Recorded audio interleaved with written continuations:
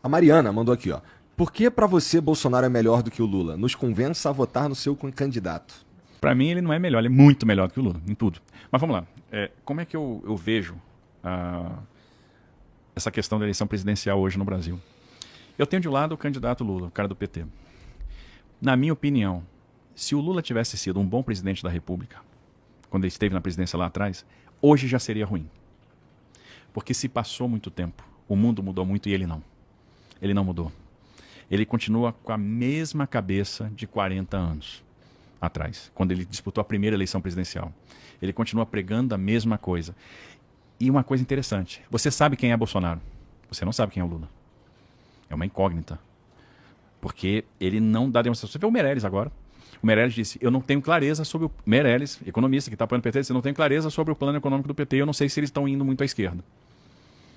Isso foi noticiado agora recentemente. Você não sabe quem é o Lula, você não sabe o grau de rancor do Lula. Mas se ele, vamos supor que ele tivesse sido um bom presidente, hoje ele voltar já seria muito ruim. Porque ele está superado em termos de ideias. Ele não acompanhou a evolução do mundo, ele não acompanhou a evolução dos tempos. Ele está pregando o que ele pregava há muito tempo atrás. E lá atrás, ele não foi bom. Então, se tivesse sido, já seria ruim ele voltar agora. O problema é que não foi bom. Por que não foi bom? Que quando a gente tinha todo o vento soprando a favor, ele não fez o que precisava ser feito. Ele aprovou o marco de saneamento e deu saneamento para as pessoas? A pessoa que se preocupa com o saneamento? Não. Ele fez a reforma agrária? Não. Quem está dando tiro de terra é o Bolsonaro. Ele fez investimento em infraestrutura? Ele criou o PAC, que virou um cemitério de obras inacabadas. Ele nos entregou um legado de 14 mil obras paradas. Ele aumentou muito a relação dívida pública. E quando você pegava as razões do baixo crescimento estrutural do Brasil, você ia pegar lá a falta de uma reforma previdenciária, a falta de uma reforma trabalhista, a falta de investimento que produzisse resultado em educação.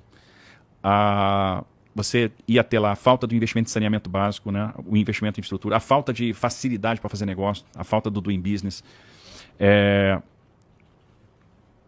a falta de crédito. Então, de repente, agora você tem, depois de 2016, quando o PT sai do governo e você tem a ascensão ao poder do Michel Temer, você rompe, você sai de uma era anti-business e entra numa era pró-business. A partir dali, você aprova a reforma trabalhista, que ele está dizendo que vai desfazer. Imagina se você desfaz a reforma trabalhista, a quantidade de emprego que você vai perder, a quantidade de investimento que você vai expulsar. Porque o investidor estrangeiro reclamava muito da questão trabalhista, deixou de reclamar com a reforma. Fazendo o advogado do diabo, ele disse que ia rever, porque ele achou que tem umas paradas ali que podiam ser feitas de outra forma, quando ele conversou comigo. Ele tem que dar clareza. Ele tem que mostrar, por exemplo, quem é o time dele. Ele tem que mostrar quem é o ministro da economia dele. Mas historicamente não se faz isso, né? O Bolsonaro fez. Na eleição passada, você sabe quem é o time do Bolsonaro. A vantagem do jogo Bolsonaro é que as cartas estão na mesa.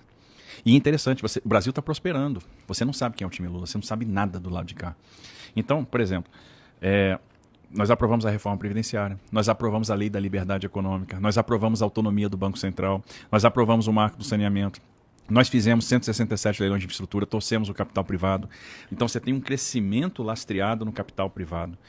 Você avançou no e-business, você avançou na questão do crédito. Então o Brasil teve uma revolução silenciosa de sistema financeiro, né? Uma revolução que democratizou o crédito, você teve um aumento da oferta, você diminuiu o estoque de crédito subsidiado. Então você promoveu a competição, você promoveu os instrumentos do mercado de capitais. É outro país. Esse país o Lula não conhece. Para esse país ele não está preparado. E ele não tem nada que encaixe nesse novo Brasil, nessa nova realidade de mundo. Ele não está falando nada de como a gente vai aproveitar essa oportunidade que vai vir de fora para a gente reindustrializar. E essa reindustrialização vai promover o emprego. Então o cara que chega e diz o seguinte, não, o brasileiro vai ser feliz de novo. O brasileiro vai comer picanha, vai tomar cerveja e vai ser feliz. E vai ter emprego. E como é que você vai gerar emprego? Não, eu não sei como, mas nós vamos gerar emprego. Ele disse que não sabe como. A grande diferença é que a gente sabe e a gente está gerando. A gente sabe o caminho. E é um caminho que vai levar o Brasil à prosperidade. Por isso que a gente não pode dar marcha ré. Então, olha que eu não estou entrando nem na questão ética. Eu não estou entrando na roubalheira do PT. Eu não estou entrando no fato das pessoas que estavam com ele lá atrás nos escândalos de corrupção são as mesmas que estão agora. Eu não estou entrando no combo, no pacote. Eu estou só falando do quão antiquado ele ficou. Ele não conseguiu se reinventar. Ele não conseguiu estabelecer uma nova liderança. Ele não conseguiu formar substitutos. O PT e a esquerda estão presos a uma pessoa. E estão presos a essa pessoa há 40 anos. O Bolsonaro promoveu uma série de líderes. O Bolsonaro fez despertar uma série de líderes, fez uma série de reformas, suportou uma crise brutal e saiu do outro lado e o Brasil hoje está crescendo, está gerando emprego, a inflação está caindo e o Brasil está saindo melhor do que vários players importantes no mundo. O Brasil hoje é um exemplo.